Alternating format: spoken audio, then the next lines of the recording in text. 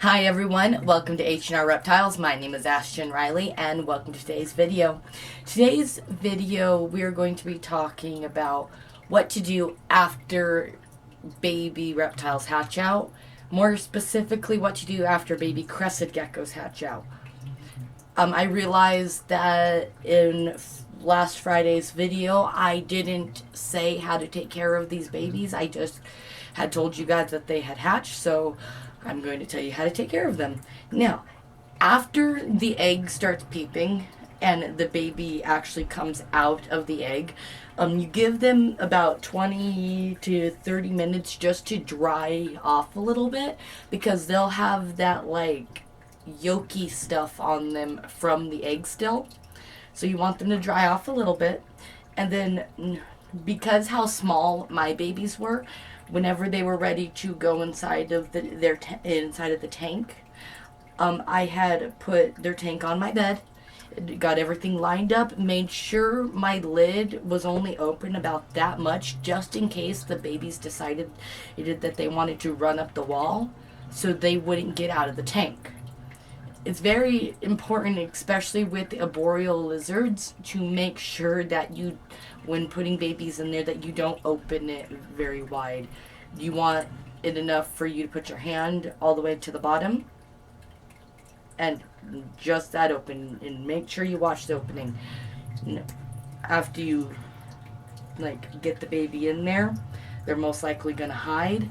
Now, whenever I was putting my babies inside the tank, one of my babies was really good. She hopped in the tank with no problem. The other one, whenever she was hatched, she had bit me like 4 or 5 times with me trying to get her inside of the tank just because she was scared and she didn't know who I was, which completely makes sense because I'm this big scary person reaching down on her. Well, actually I was like this, trying to make her go onto me because that's how you handle reptiles anyway.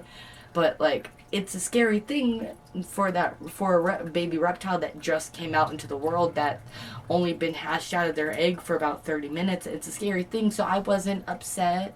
I didn't jerk away. I just, was very calm. I knew the baby was gonna bite me. That was perfectly fine. Put her in the tank. They both seem to hide because they were born a day in between each other. They both seemed to hide in this one little spot for about 3 hours until they started hopping around the tank. Both of them did that in between the days in the exact same spot, which is really weird.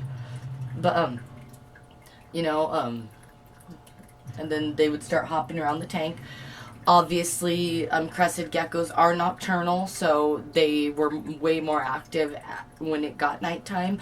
They were hopping all around the tank, jumping. I could see them sticking on the sides of the glass. It was really awesome to know that even though they were so small, that they were so healthy. It was awesome. And then my next step was to feed them.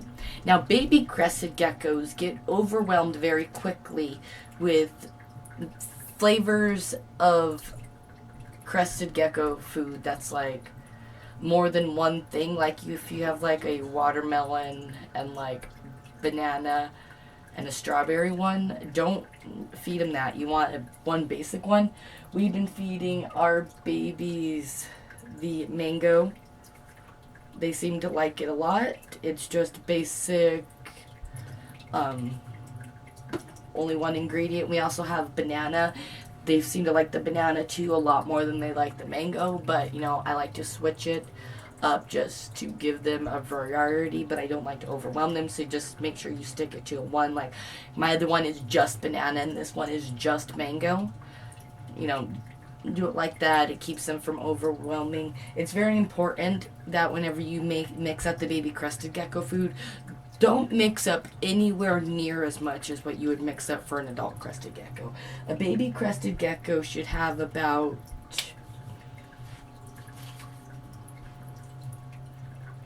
that deep in a bigger bowl, just so if they go in it, they don't drown or get stuck. I change out my crested gecko food every day. I keep it in a middle area. I don't have a reptile ledge for this tank yet. I do plan on getting one for the babies, just like I have one for both sets of my breeders. Watering these babies is just like with the adults, but you have to remember that they are very small and babies, so you don't wet the tank nearly as much as what you do for them, but you wet it more often because they're a little bit smaller. So I spray around where the babies are on the cage walls just a little bit so they can lick it up. I do that about 3 times a day just to give them enough water. My adults, I do it twice a day, but I wet down their cage a lot where everything's nice and dripping just to keep the moisture in it. With the babies, I don't want it to get so wet that they get too cold or that there's like a puddle formed and they drowned in the puddle or anything, because they are very, very, very small. I think the reason why they're so small is because Sticky is pretty small. I'm thinking that whenever Nezuko lays her eggs and they're hatched out, that they will be bigger because Nezuko is really big. At least I'm hoping. I think, I'm pretty sure that that's why they're so small. I've seen other people have baby crested geckos that just hatched out and they're a lot larger than what Sticky's babies have been. So, but, they seem to be healthy. Everything's good. And this was Sticky's first time being bred. She is 2.5 years old. So it's not like I bred her too young. It's just Nezuko is like 4. So she's way bigger, But, it'll work out because by the time that these babies are getting bigger, I should have bigger babies born. So there won't be any fighting, which is awesome. And then other things with baby crested gecko care is you just need to make sure that the holes on your tank that you're using aren't too big that the babies can slip out of. I'm a little paranoid with my baby crested gecko tank. I have a piece of paper lined almost all the way over it just to make sure that they can't get out. I do not have the babies in an arboreal tank. I have them in a longer tank. But it is fine because they are babies, so they do have enough room. I just wanted to get larger because I am going to be having a lot of babies hatch out. So with more floor space, it might be a little bit easier. I don't know. This is my first time breeding crested geckos. So I'm learning along with you guys, but I've done a lot of research on it, and a lot of the people say that if you have a big bunch to do the normal cages, not the arboreal, so that's what I did. So I'm hoping everything goes good with that. Baby crested gecko care is very simple. It's pretty much like adult crested gecko care. I don't handle these babies that much because I'm afraid that they're going to jump out of their tank. So I'm waiting to handle them until they get a little bit bigger. Once they get like 2 weeks old, I'm going to start handling them so they're nice and hand tamed for their new owners that are going to be getting them. Everything is pretty cool. I like the fact that we have babies being born and everything. It's exciting. Just remember, if you guys have baby crested geckos, that you need to make sure your room doesn't get too hot, because if your room gets like in the higher 80s, your baby crested geckos are going to die. We keep our room around like 79, 78, and it seems to work pretty good so far. So just make sure your room doesn't get too hot or too cold.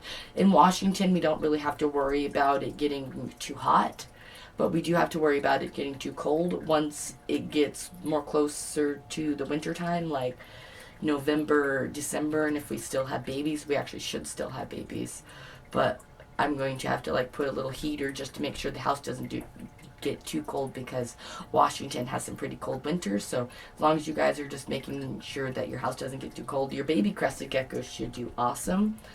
I hope you guys enjoyed today's video. If you did, make sure to give it a like, comment, and subscribe, because we post new videos every Monday, Wednesday, and Friday. Bye, everyone. Oh, by the way, happy Labor Day to everyone, and I hope everyone has an amazing day. Bye.